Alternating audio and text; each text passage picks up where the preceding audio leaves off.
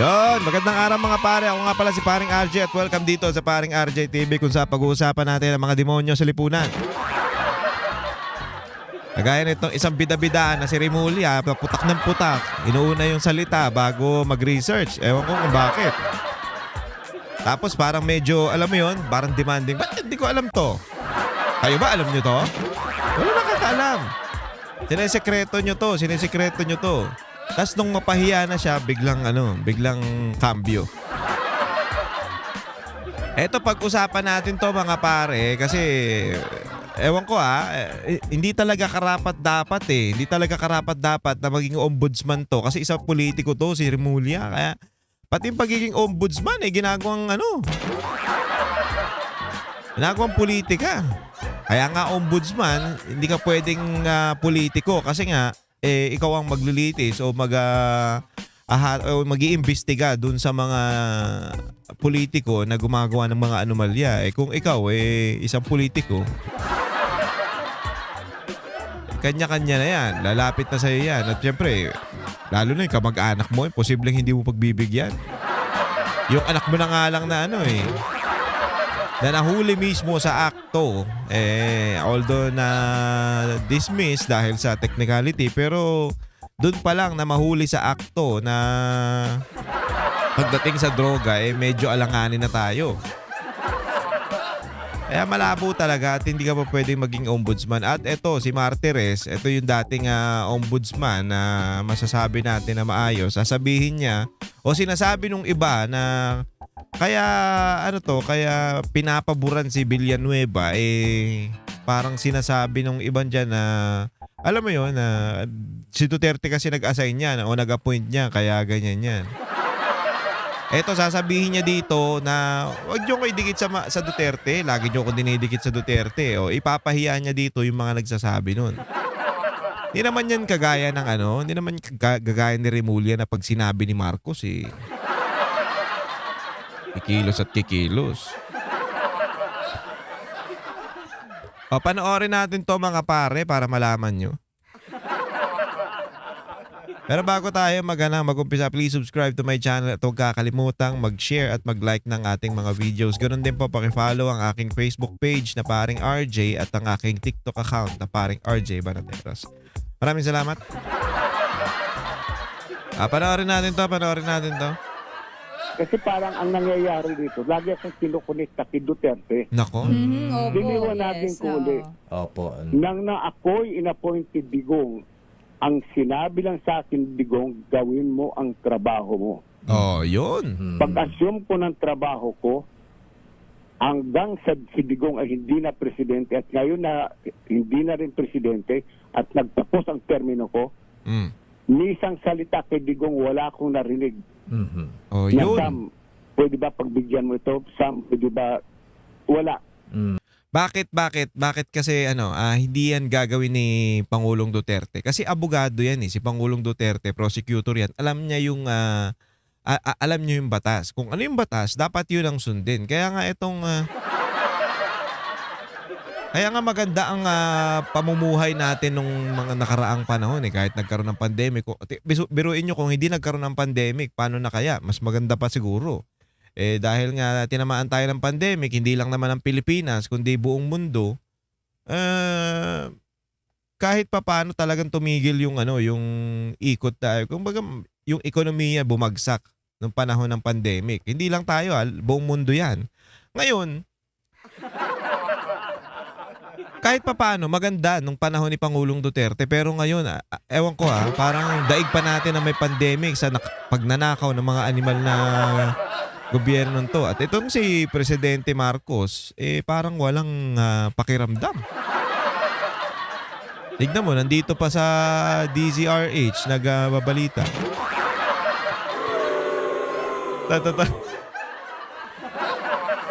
Teka, mukha lang naman. Mukha lang kasi yung sa salamin, sana. Lagi daw siyang dinidikit. Sinabi daw ni Pangulong Duterte, gawin mo yan trabaho mo. Wala daw siyang kahit isang beses na humingi ng tulong si Pangulong Duterte na patungkol sa kanya na ganito nga, pagbigyan mo. Walang ganon. Pero sa panahon natin ngayon, ganyan na, bawian na tayo. Ay, pinagbigyan kita, inapuin kita dyan. Ikaw na bahala dito. Yan. Alam na natin yan. Kahit sa isa sa kanya mga alagad, si Bingbong Migaldea o si Bongo, walang sinasabi na boss. Sabi ni Presidente, pwede mo bang Ganyan. Kaya doon ko nire-respeto si Presidente Duterte at ipapasintabi ko sa iba na wala akong pinakiusap sa akin. Hindi ako diehard digong. Hindi. Yun. Ang problema kasi dito sa mga animal na, lalo dito sa mga pinklawan, dilawan, mga pintae, pulangaw, mga komunistang demonyong NPA.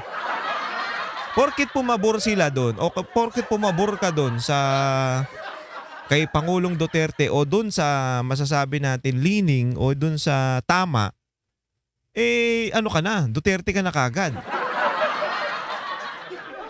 Ano to? Porkit hindi pabor sa inyo, Duterte na. Ito nga sinasabi ni ni dating ombudsman na si Samuel Martires. Hindi naman ako digong, diehard, DDS. Hindi naman ako DDS. Kumbaga, ginagalang ko siya dahil never lumapit sa akin si Pangulong Duterte at humingi ng pabor. Hindi niya ginawa yan. Ang sinabi niya lang nung inappoint niya ako, gawin ko yung trabaho ko. Kaya nyo ba yan? Ngayon pa lang, kita nyo naman, yung ombudsman. Eto nga, hindi ko alam na ombudsman to si Martires Nalaman ko lang nung nagbitaw na at pinalitan ni Neto ni Remulla. Bakit? Hindi mo makikita sa press con yan sa mga interview press con. Putya si Remulla.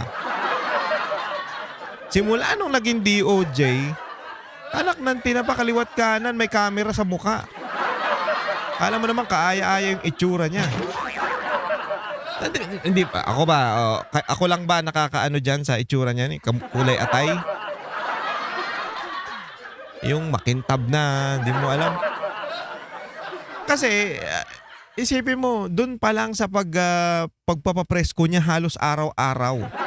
Linggo-linggo. Putya, pamumuliti ka na kagad Ito pa, yung kay Villanueva. Putya, hindi niya pa alam. Mamaya pa ipapakita ko sa inyo.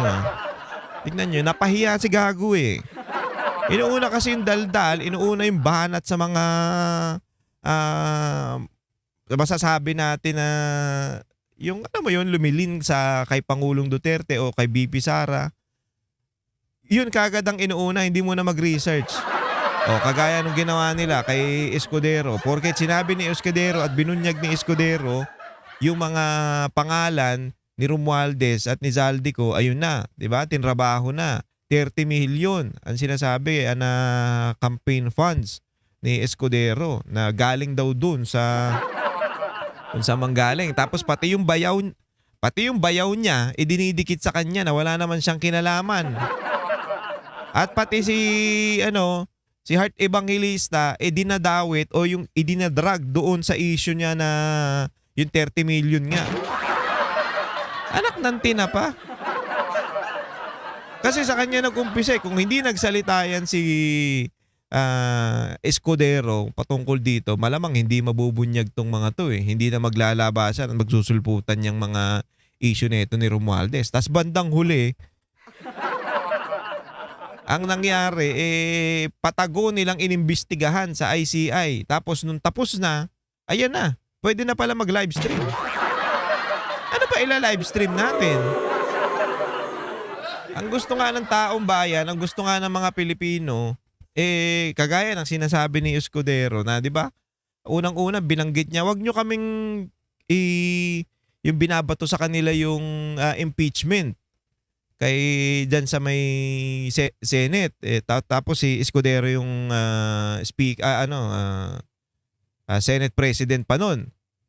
Tapos minamadali nila ng minamadali. Dapat mag-ano na kayo, i-trial na yung impeachment. Anong sinabi ni Escudero? Kung kayo dyan sa Congress, nagsusunod-sunuran lang kay Romualdez, wag nyo kaming igaya dito sa Senate. May kanya-kanya kaming utak dito. Hindi kami katulad nyo. Diba sinabi niya pa nga yan na iyang mga yan para lang sa impeachment, para lang sa pirma bayad. Pero mo pati yung asawa niya na wala namang kinalaman dahil lang hindi umatin doon sa fashion show, ayun na.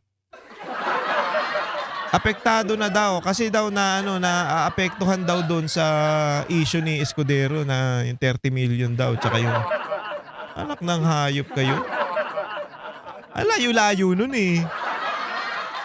Wala bang pera yan si kasi pinapalabas nila si Heart Evangelista daw kaya yumaman o kaya yung ganun ka big time, kumbaga punta ng Paris, bili ng kung ano-ano. Wala bang pera yan? Artista yan eh. Tsaka,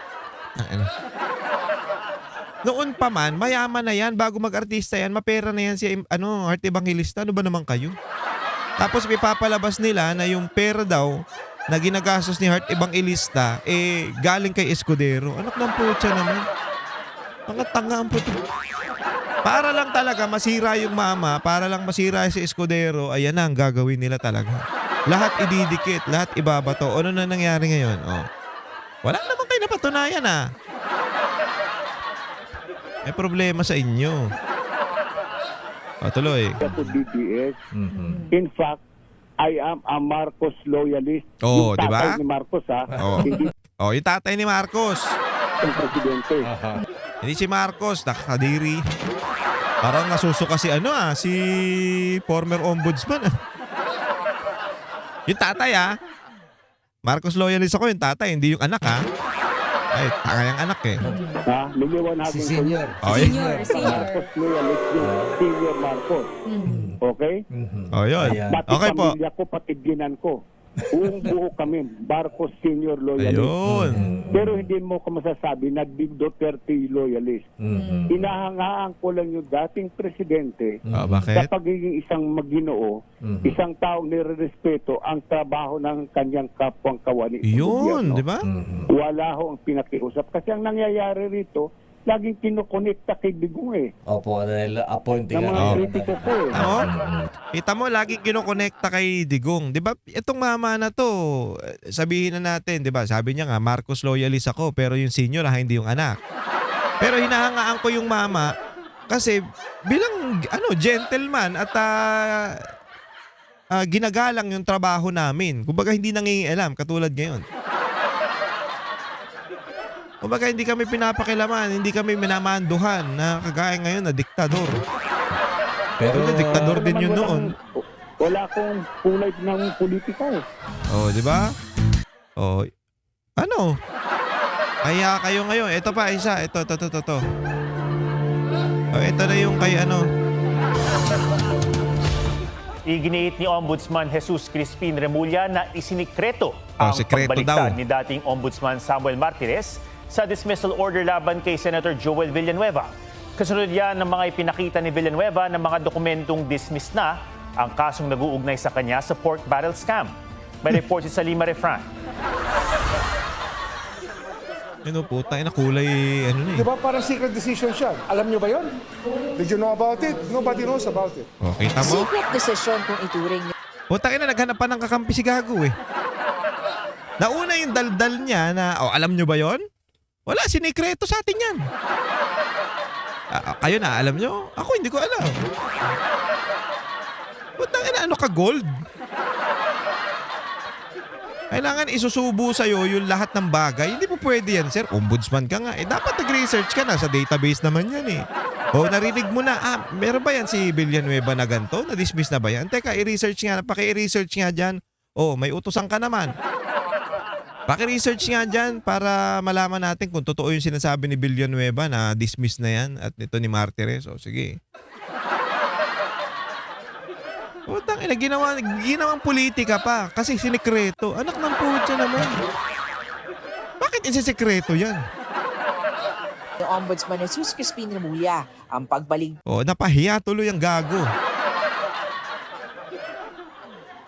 Lalo siyang tangina ang itim, ang dilim na nga ang itim na nga Naging kulay violet pa sa kahihiyan to si Pag Gago. ni dating Ombudsman Samuel Martires sa dismissal order laban kay Senator Joel Villanueva. Eto si Joel Villanueva kasi, nagsalita yan patungkol dun sa laptop na alala nyo yon, yung mga laptop na kay Zaldico. Tapos yung sa flood control, nagsalita yan noon eh. Wala lang nakikinig kasi nga sinasabi nila na wala naman yan si Villanueva. O nung lumabas, ayun na. O siya naiinis sila ngayon dahil siya nga ang unang-unang, hindi naman siguro una, pero siya yung maingay noon na nagsasabi na, ayun nga, meron nga yan laptop, yung anomalya yan, si Zaldico at flood control. Siya nagsasabi noon, natandaan niyo yun, lagi niyang binabanggit yan noon. Kaya nga, ngayon, pinag-iinitan siya. Kung ano-ano binabato sa kanya, ewan ko ba? Yung mga iba namang mga tanga, paniwalang-paniwala kagad. Oh, na-dismiss. Na-dismiss na, ha? Tapos ipagpipilitan pa nila, hindi. Taong 2016 nang iutos ni dating Ombudsman Conchita Carpio Morales ang dismissal from public office dahil sa pagkakadawit ni Villanueva sa pork barrel scam noong siya'y Sibak Party List representative pa. It's a public interest decision. He ran for public naman office, si he was Gago. elected senator. So it's a very newsworthy thing. Nobody was raising that issue before. Hindi, kasi hindi mo naman pwedeng ipakalandakan yan eh. Hindi ko alam. Confident pa siya na, wala naman yan noon eh. Wala namang nagre-raise ng issue niya noon. Hindi naman natin naririnig yung ingay na yan. Ano ba inaatupag mo? Duterte inaatupag mo eh. Ano inaatupag nyo? Yung pagpapadala kay Pangulong Duterte doon sa ibang bansa. Ano pa? Yung kay OJC at si Pastor Kibuloy. Ano pa? Yung impeachment ni BP Sara, ayan ang inaatupag nyo. Tapos yung mga nawawalang sabungero na idikit sa war on drugs, yan ang inaatupag mo. O paano mo maririnig? Alam ko, kung hindi ako nagkakamali, parang binanggit na yan ni Villanueva na parang sa sa speech na privilege speech nila na dismiss na nga to. Wala na akong wala nang problema to. Papaliwanag dito kung bakit. Joel Villanueva kept quiet through all the years. Ombudsman Martires never spoke about it. Hindi pinatupad ang dismissal order dahil tanging mga senador lang ang makakapag-alis sa kapwa senador sa pwesto sa pamamagitan ng investigasyon at ng ethics complaint. Nabuhay ang issue ng i-anunsyo ni Remulla kanina na susulat siya sa Senado para hingin ng pagpapatupad ng kautusan. Sa desisyon Napahiya ni Ombudsman Martires noong Ayan, July 31, 2019, walang probable cause at dismissed na raw ang kaso. May clearance din si Villanueva na nagsasabing wala siyang nakabimbing kasong kriminal o administratibo sa Office of the Ombudsman. Pahiya May si inilabas Gago. din siyang certification mula sa Sandigan Bayan na hindi siya akusado o defendant sa anumang kaso roon. Naglabas din ng dokumento si Villanueva ng official transmittal letter ng Ombudsman noong 2019 na nagbibigay abiso sa Senado ukol sa desisyong ng basura sa criminal case laban sa kanya.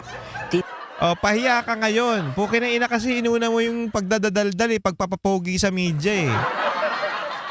Hindi ka muna nag-research? At imposible naman na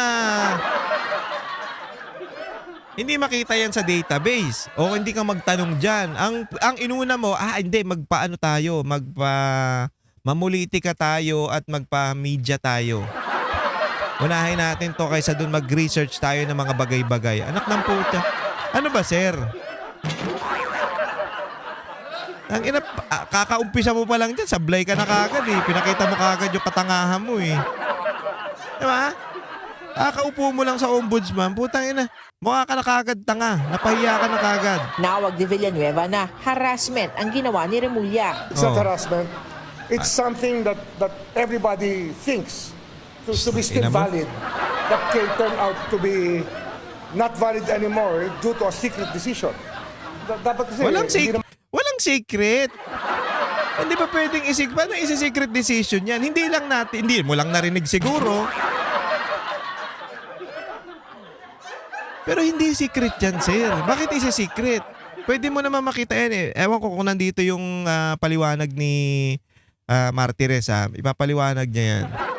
Pero hindi secret. Paano magiging secret? Ano to? Pag na-publish yan, hindi yan nilabas. Nobody know about it.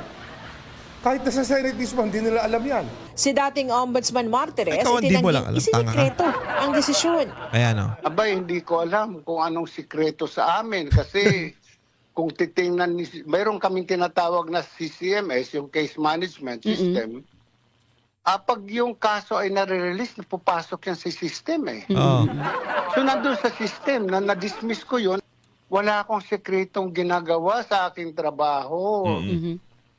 Lahat nakabuyangya. Bobo nga eh. Pasensya na Mr. Former Ombudsman Samuel Martires. Inuna po kasi yung daldal. Inuna yung pagpapapogi, inuna yung pagpapasikat. Ayan, ina, napahiya si Gago. Nagbukang tanga. Isa na namang katangahan ang naipakita ni Boying Rimulya. Sabi ni Martires, taong 2018 nang maghain si Villanueva ng motion for reconsideration. Ang argumento ni Villanueva, pineke ang kanyang mga pirma sa mga dokumento at nagpadala rin ng NBI findings kaugnay nito. Inilagay lang daw si Villanueva sa request ng Buhay Party List kahit hindi siya miyembro nito. There is no evidence on record na yung pera na tanggap ng Buhay Party List ay napunta kay Senator Joel Villanueva. Yan. I dismissed both cases, criminal and administrative cases. So doon sa kaso, doon sa administratibo na sinasabing dismissed from the service, nireverse ko yon at dinispis ko yung administrative case. Okay. Sabi ni Remulla, Ayan na. inaaral na nila ang desisyon at hindi na rin susulat sa Senado. Whoa. Pahiya, di ba? Putangina kasi. Yan ang napapala nung puro dakdak ang inuuna. Hindi muna tsaka nyo aaralin. Di ba? Dapat inaral nyo muna, tiningnan nyo muna bago kayo nagpamedya. Ikaw, Trimulya talaga, sarap mong ano eh. Ang pero ano ka, bano ka talaga. Sorry pero bano talaga to eh. Tsaka nyo inano, nung napahiya na, at sinabi na dismiss na yan noon pa at hindi yan sikreto dahil nandyan yan sa database, na direkta yan, nakabuyang yan, pwede nyong tignan yan.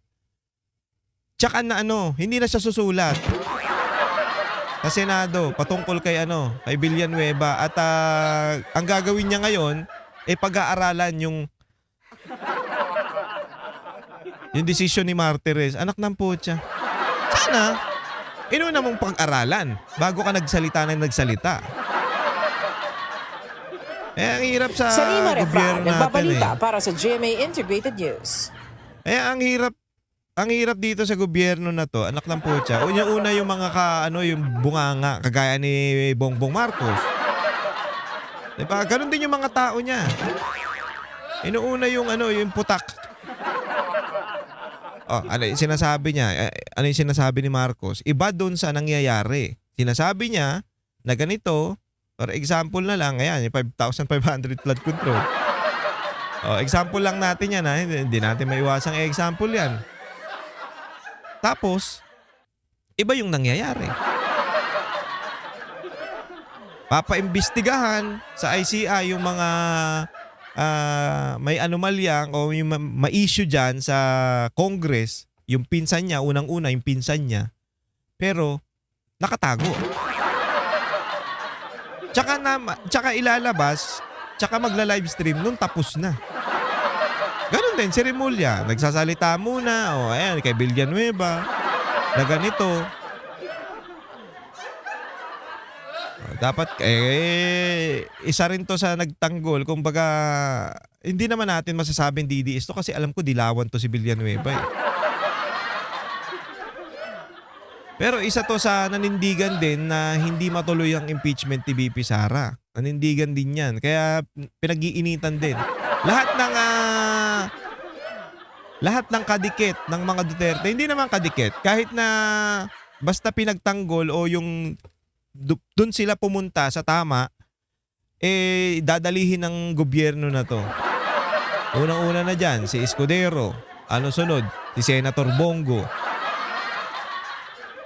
Anong sunod? Si Villanueva. Sino kaya susunod? Lahat eh. Kasi ang pakawala nila, si Trillanes. Sa dami ng issue, sa dami ng nagsasalita patungkol sa pangalan ni Romualdez at Zaldico, putya na pag-interesan si Bongo. Hindi ka ba naman isang damukal na katangahan mo? Tahimik si Trillanes pagdating sa issue ng mga korupsyon eh. Pero pagdating kay Bongo, ayan na, nag-uumpisa na siya. Hindi niya ang dami niya, meron pa siyang trolley doon na ebidensya daw para sampahan ng kaso si Senator Bongo. Anak ng putya talaga. Nakita na natin yan. Kaya hayaan nyo na yung mama na yan. Kawawa naman. Wala na kasi, irrelevant na eh. Kaya ganyan ang ganyan ang ginagawa niyan. Anyway, may isa pa tayong video mga pare. I-play ko na lang to dito at maraming salamat sa pagsama sa akin. Panoorin nyo na lang to para maintindihan nyo kung anong pinagsasabi nito ni Remulla. Anyway, bago tayo magtapos, please subscribe to my channel at huwag kakalimutan mag-share at mag-like ng ating mga videos. Ganon din po, pakifollow ang aking Facebook page, Paring RJ, TikTok account, Paring RJ Banateros. Pakifollow din po ang Banateros 2.0 at SMNI DZAR 1026 sa YouTube. Maraming salamat mga pare. Ingat po kayong lahat. God bless you all.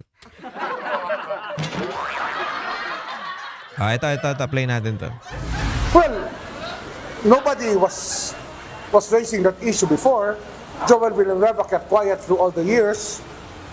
Ombudsman Martirez never spoke about it. Di ba? Parang secret decision siya. Alam niyo ba yun? Did you know about it? Nobody knows about it. Nasurpresa si Ombudsman Crispin Remulla sa anyay sekretong desisyon ni dating Ombudsman Samuel Martirez sa pagpapawalang saysay ng dismissal order laban kay Senador Joel Villanueva.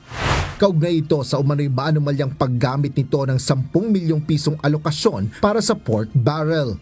Partikular ito noong siya ay nagsilbi bilang SIBAC Party List Representative noong 2016. Ngayong umaga, sinabi ni Remulla na susulat ito sa Senado para sa dismissal order ng senador.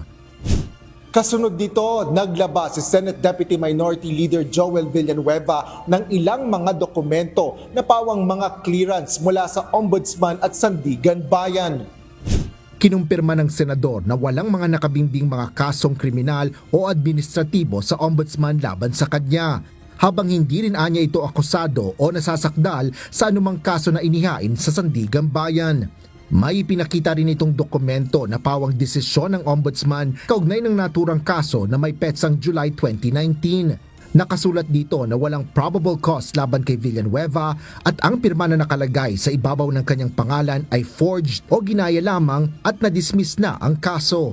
Sa mensahe ni Senador Villanueva sa mga mamamahayag sa Senado, sinabi nito na inaasahan na nila ang posibleng harassment at fake news laban sa kanya. Sinabi rin nito na nauna niyang hiningi ang mga clearance na may mga petsang September 9 at 10 dahil sa paghahain nito ng mga kaso laban sa mga fake news spreader. Kaugnay nito, nagbago ang desisyon ni Ombudsman Remulla kaugnay ng nauna nitong plano na sumulat sa Senado para sa implementasyon ng dismissal order laban kay Senador Villanueva. Hindi na. Kasi nga, nagbago na yung premises natin. Nagbago na. Bunsod nito, sinabi rin ni Remulla na iimbestigahan nila kung may sabwatan sa anyay secret decision ni dating Ombudsman Martirez. Asher Cadapan Jr., UNTV News and Rescue. Diyos ang aming sandigan, serbisyo publiko ang aming pinahahalagahan.